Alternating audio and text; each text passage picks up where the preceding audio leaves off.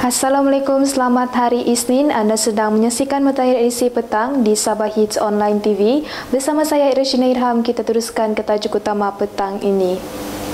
Tiada ancaman keselamatan di pantai timur Sabah, kata Komandan Eskom.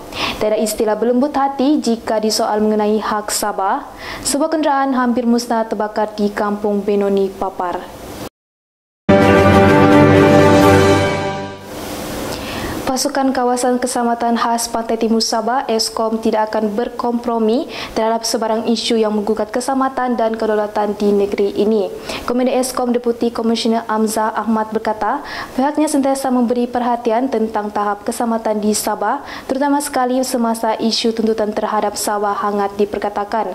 Walau bagaimanapun, pada masa ini tiada sebarang ancaman keselamatan yang dihadapi oleh pasukan keselamatan di Sabah. Mula selanjut katanya, sempena pembukaan Sempadan Negara Kawalan Keselamatan di Zon Selamat Timur Sabah, Ekzon akan terus dipertingkatkan.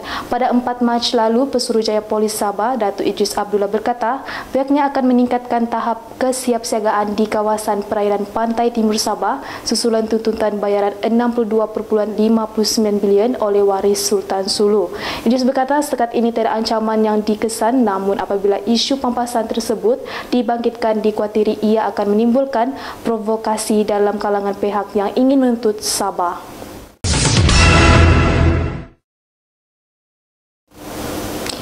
Pertubuhan Muafakat Titipan Amal Isteri Wakil Rakyat Gabungan Rakyat Sabah, Mutiara JRS mengulurkan sumbangan kepada 3 mukim di dalam Dewan Undangan Negeri Kundasang yang melibatkan mukim perancangan, Pinawantai dan Timbua.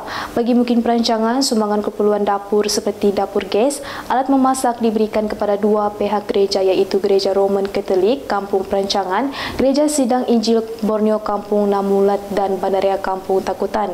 Begitu juga bagi mukim Pinawantai, di mana sumbangan disalurkan kepada Gereja RC Kampung Togop Barat dan Bandaria Kampung Togop Laut.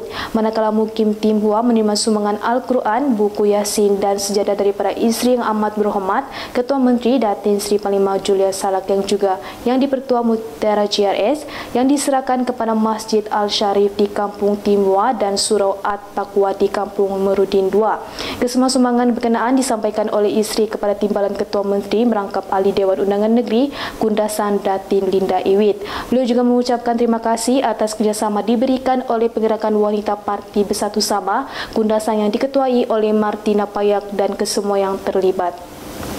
Kita kembali selepas ini.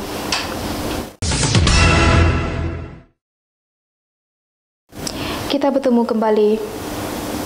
Presiden Parti Bersatu Sabah, Datuk Seri Dr. Maximus Ongkili, telah memaklumkan parti itu akan bersiap sedia menggalas tanggungjawab untuk merampas kerusi Parlimen Tuaran Gabungan Rakyat Sabah pada pilihan raya umum akan datang. Baru dijangka bakal diadakan selewat-lewatnya tahun depan dan kawasan Tuaran merupakan salah satu kerusi yang akan bertanding. Malahan Jendera PBS juga sudah bersiap sedia dalam memperkukuhkan keahlian serta cawangan. Maximus yang juga Menteri di Jabatan Perdana Menteri Al-Hewal Sabah dan Sarawak menekankan JRS yang baru didaftar secara rasmi minggu lalu akan terus menuntut hak Sabah dan rakyatnya.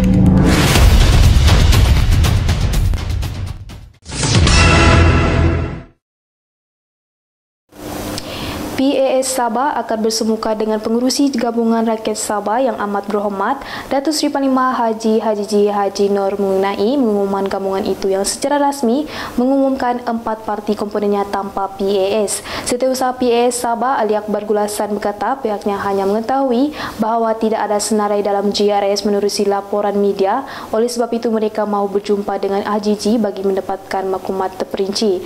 JRS kini secara rasmi terdiri daripada Bersatu, Parti Bersatu Sabah, Parti Solidariti Tanah Airku dan Parti Prinsip Sabah tanpa penyertaan Barisan Nasional serta PAS. Ali Akbar yang juga ahli Dewan Undangan Negeri dilantik berkata, sejak awal penubuhan GRS, PAS Sabah telah memberikan lampu hijau kepada penubuhan gabungan berkenaan. Kak, stres aku mau exam tapi sakit badan aku. Pening lagi, tidak fokus lagi. Kau ni dari tadi bising, pening lah, stres lah. Kau mau kasih yang stres kau? Ya, Kau mau kasih yang pening kau? Ya. Kau mesti try kopi, bean kopi. Kopi apa nih, Kak? Kau try, kau rasa macam mana, lepas tu baru kau datang berjumpa kakak. Okey, Pergi, aku buat dulu.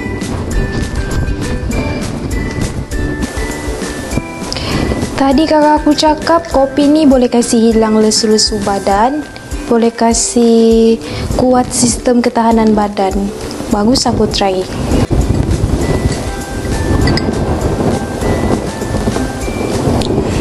Macam mana? Sudah rasa?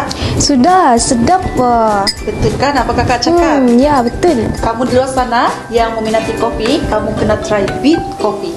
Ya, dia dapat membina sel darah merah, dapat melancarkan sistem pengedaran darah dan juga dapat menyusulkan asid urik. Kak, stok ini masih banyak, Kak. Jangan risau deh, stok ni memang banyak. Kamu di luar sana yang mau mencuba, kamu boleh terus hubungi nombor yang tertera. Bah, jom kita stray dorang mama. Jom. Beat Coffee, terasa nikmatnya.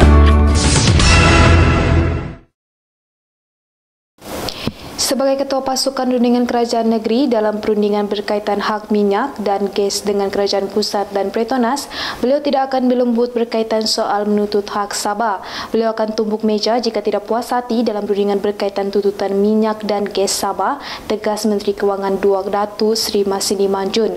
Masidi akan memberi jaminan untuk memastikan misi mengembalikan hak Sabah terhadap minyak dan gas yang dikeluarkan dari negeri ini mencapai kelayakan yang dikendaki rakyat Sabah.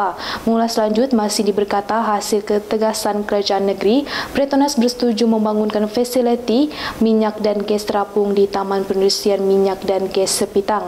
Katanya projek itu akan dilaksanakan pada tahun ini seperti yang sudah dipersetujui. Bagaimanapun, kerahasiaan itu hanya berlaku ketika perundingan masih dijalankan, tetapi isi rundingan akan terdedah dengan sendirinya apabila perkara yang dirundingkan berjaya dan menjadi kenyataan. Kita kembali selepas ini.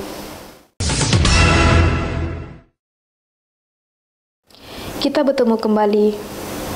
Seorang kru bot nelayan di Koteri Lemas dipercayai terjatuh ke dalam laut dalam kejadian di jeti Ko Nelayan di sini pada kemarin.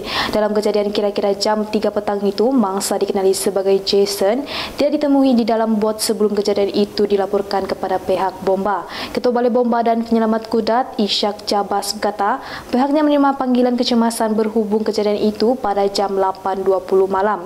Operasi mencari dan menyelamat dijalankan di kawasan jeti dengan kaedah surface rescue. Saksi memaklumkan tidak menemui mangsa di dalam bot berkenaan dan usaha mencarinya dilakukan bersama rakan yang lain namun gagal. Beat Coffee ni so-called healthy-licious coffee. Kita nak berubah daripada kopi yang tak sihat kepada kopi sihat. Ianya diadun menggunakan ramuan ubi merah, red beet. Saya rasa pengguna hari ini bijak, mereka boleh google apa itu red beet atau ubi beet merah yang khasiatnya diakui oleh masyarakat dunia, oleh pakar-pakar, oleh pakar jantung dan sebagainya. So maka Beat Coffee diadun sebegitu rupa dengan 40 gram satu sachet, dengan aura kopinya, rasanya yang setakat ini ramai meramalkan Beat Coffee boleh menjadi kopi Malaysia bertaraf dunia. Beat Coffee, terasa nikmatnya.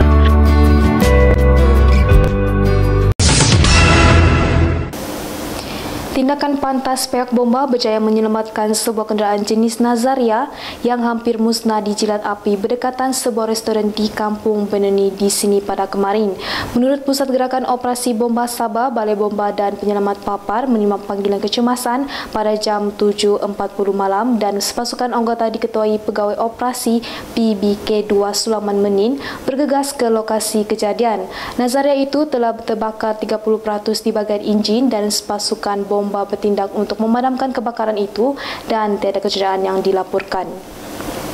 Sudah lama tidak bertemu, wajahmu jadi terbayang. Terima kasih kepadamu kerana sudi menonton. Sekian saja laporan berita petang ini. Saya Irashina Irham, Sabah Hits Online TV.